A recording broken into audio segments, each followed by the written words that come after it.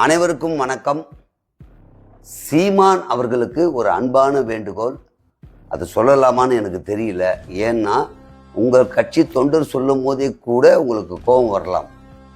அதாவது உங்கள் கட்சியை சார்ந்தவங்க சொல்லும் போது கூட உங்களுக்கு கோபம் வரலாம். நான் கட்சி சாராத நபர் சொல்லும் போது உங்களுக்கு ஒருவேளை கோபம் வந்தாலும் தயவு செய்து அதை ரிக்வஸ்டாக சாரின்னு கேட்டுக்கிறேன். ஏன்னு கேட்டால் நீங்கள் எல்லாரையும் விமர்சனம் பண்ணுறீங்க, ஒரு நிலைப்பாடு இல்லாமல் பேசுகிறீங்க. அந்த சாப்டர் எல்லாம் விட்டுருங்க. அந்த சாப்டருக்குள்ளேயே நான் போகல. நான் ஒரே ஒரு விஷயந்தான் கேட்குறேன். ஒரு கட்சி வளர வேண்டும் என்றால் தன் கட்சியினுடைய எல்லாவித விஷயங்களும் மக்களிடையே போகணும், சென்றடைய வேண்டியது மிக முக்கியமான விஷயம். அதே மாதிரி எதிர்த்தரப்பில் இருக்கக்கூடிய தவறுகளை, சரியான தவறுகளை சரியாக எடுத்து சொல்லணும். அதையும் நீங்கள் சிறப்பாக செய்யணும். சரி, இதெல்லாம் எங்களுக்கு தெரியும், கட்சி நடத்துகிறமே எங்களுக்கு தெரியாதா, 16 ஆண்டு காலம் நடத்துகிற எங்களுக்கு தெரியாதான்னு ஒரு வேலை நினச்சிங்கன்னா, நான் இன்னும் ஒரே ஒரு விஷயம் மட்டும் உங்கள்கிட்ட கேட்குறேன். நீங்கள் இவ்வளோ வருஷமாக கட்சி நடத்தும் போது அந்த கட்சியை கடந்து வந்தவர்கள் நீங்கள் போய் கேட்டிங்கன்னா தெரியும். யாருன்னா மைக்கு பிடிச்சி பேசும்போது நான் சீமான் அவர்களுக்கு வாக்களித்தேன் அப்படின்னு நிறைய பேர் சொல்லியிருப்பாங்க. வாக்களித்திருக்கிறேன், அவர் பேச்சை கேட்பேன், ஒரு தொலைநோக்கு பார்வை இருக்கும், நல்ல பேசுவார், நல்ல கருத்து சொல்லுவார் அப்படின்னு சொன்ன மக்கள் ஏன் இப்போ அதை விட்டு வெளியே வந்துட்டாங்க? நீங்கள் நல்லா பாருங்க. ஆல்ரெடி ஓட்டு போட்டேன்னு சொன்னவங்க, உங்கள் பேச்சை நல்லா கேட்டவங்க இப்போ அதில் இல்லை. நிறைய பேர், நான் சொல்றது பொதுமக்கள், நான் சொல்றது உங்கள் கட்சிக்காரர்கள், பொதுமக்கள் கிட்ட கேட்டால் கூட ஆமாங்க அவருக்கு ஓட்டு போட்டிருக்கேன் அப்படின்வாங்க. நீங்கள் சொல்லலாம், அப்போ என்னை ஆட்சி அதிகாரத்தில் உட்கார வைக்கலையே அப்படின்ட்டு. உங்களுக்கே தெரியும், பொறுமையாக தான் ஜெயிக்க முடியுன்றது உங்களுடைய தாரக மந்திரம். அப்படி இருக்கும்போது உங்களுடைய ஓட்டு வங்கி இவ்வளவு இருந்தது குறைந்ததற்கான காரணத்தை நீங்கள் ஆராய்ந்து பார்த்து அதற்கான வேலை செய்தால் நாம் தமிழருடைய கட்சி வளர்ச்சிக்கு ஒரு முக்கிய விஷயமா இருக்கும்னு நான் நினைக்கிறேன். இது என்னுடைய பார்வைக்கு சொல்கிறேன். ஏன்னா எல்லா கட்சியை சார்ந்தவர்களும் இருக்காங்க, பொதுமக்களும் இருக்காங்க. நீங்கள் போய் ஜென்ரலாக யாரும் ஒருத்தர் பைக் பிடிச்சி கேளுங்களேன். கேட்டால், அதாவது நான் சொல்கிறது ஒரு 10 வருஷத்துக்கு முன்னாடி கேட்டால், அருமையாக பேசுவார், நல்ல கருத்து சொல்லுவார், தெளிவாக இருக்கும், தொலைநோக்கு பார்வை இருக்கும் அப்படின்னு சொல்லுவாங்க. யார் கேட்டாலுமே உங்கள் பேச்சுக்குன்னு ஒரு பவர் இருந்துச்சு. அது கேட்டாங்க, உணர்ந்தாங்க. நாளடைவில் அதே மக்கள் அங்கேருந்து ரிவர்ஸ் ஆனதுக்கு காரணம் என்ன? அதையும் தாண்டி சில மக்கள்கிட்ட கேட்டேன்னா, நான் அவருக்கு வாக்களிச்சிருக்கேன், இதுக்கு முன்னாடி நான் ஓட்டு போட்டு இருக்கேன், அப்படி ஓட்டு போட்டவங்க இப்போ ஏன் ஓட்டு போடல அப்படின்னு ஏன் குறைஞ்சிருக்கு? இது உங்களை மேலே குற்றம் குறை சொல்கிறதுக்காக இல்லை, நீங்களே அனலைஸ் பண்ணிங்கன்னா தெரியும்.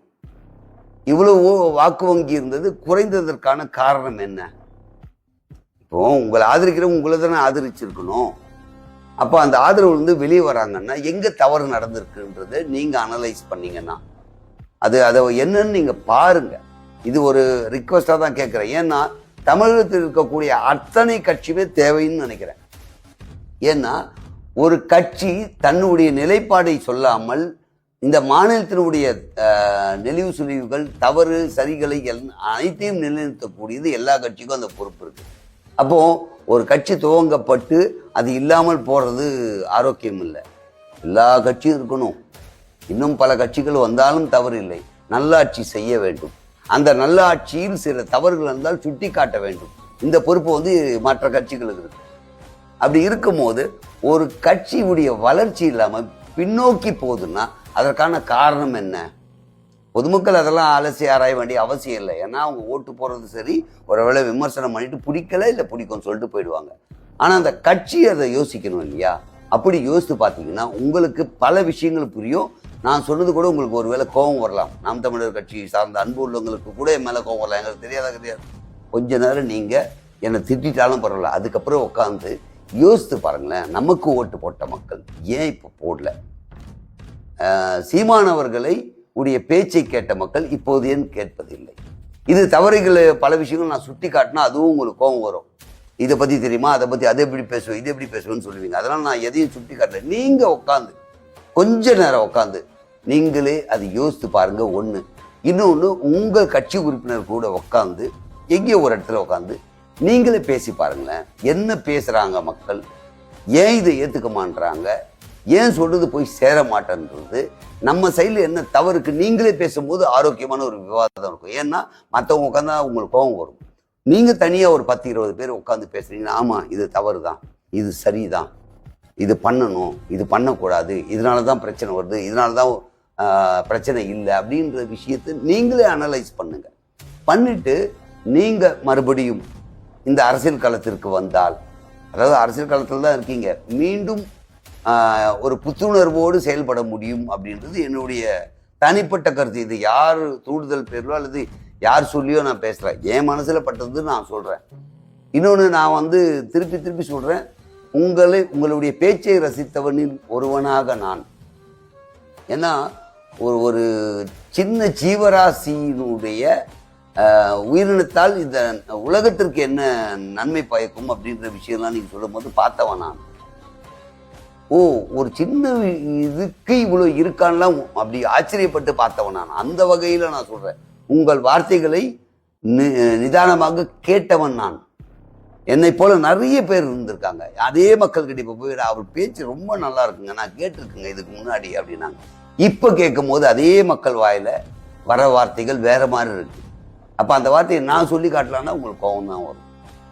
அதனால் நான் அதை நான் சொல்லலை.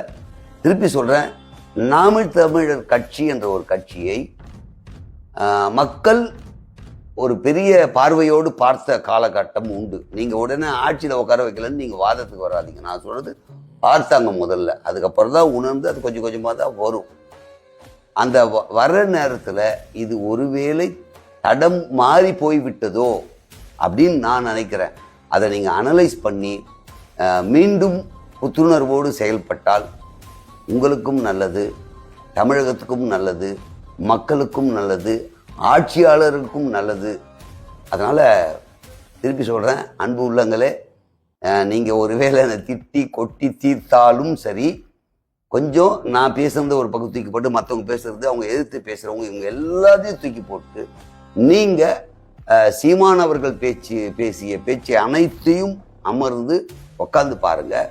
மக்கள் அவரை பற்றி பேசுகின்ற விமர்சனத்தையும் உட்காந்துட்டு நீங்களே பேசுங்கன்ற, வேற யாரும் சேர்த்துக்காதீங்க. மற்ற கட்சிக்காரங்க பொதுவாளுங்கெல்லாம் வேண்டாம், கூப்பிட்டு வச்சு விவாதம், அது இன்னும் கோபம் அதிகமாகும் அல்லது வேற மாதிரி போகும், அது வேண்டாம். உங்கள் கட்சியினர் எல்லாருமே உட்காந்து பேசி பாருங்களேன், எல்லா வீடியோ எடுத்து வச்சு பேசுங்க. ஏன் நம்மளை இவங்க குறை சொன்னாங்க, நம்ம என்ன பேசியிருக்கோம், நம்ம பேசுறதுக்கு என்ன மாதிரிலாம் பதில் வந்திருக்கு, இப்படி அனலைஸ் பண்ணிங்கன்னா ஒரு ஆரோக்கியமான கட்சியாக மீண்டும் ஒரு புத்துணர்வோடு செயல்படும் அப்படின்னு நான் நம்புகிறேன். நன்றி.